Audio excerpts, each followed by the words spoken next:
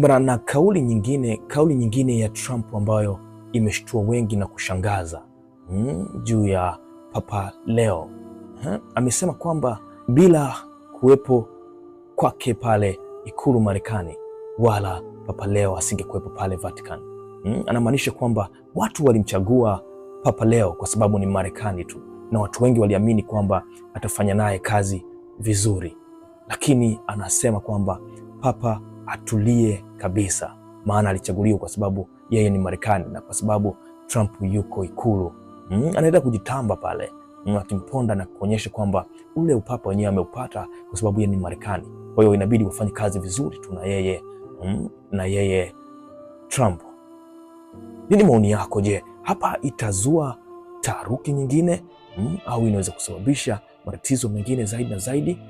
Maana Trump ameonekana hana rafiki, hana ndugu zaidi ya Wayahudi tu. Weka maoni yako hapo.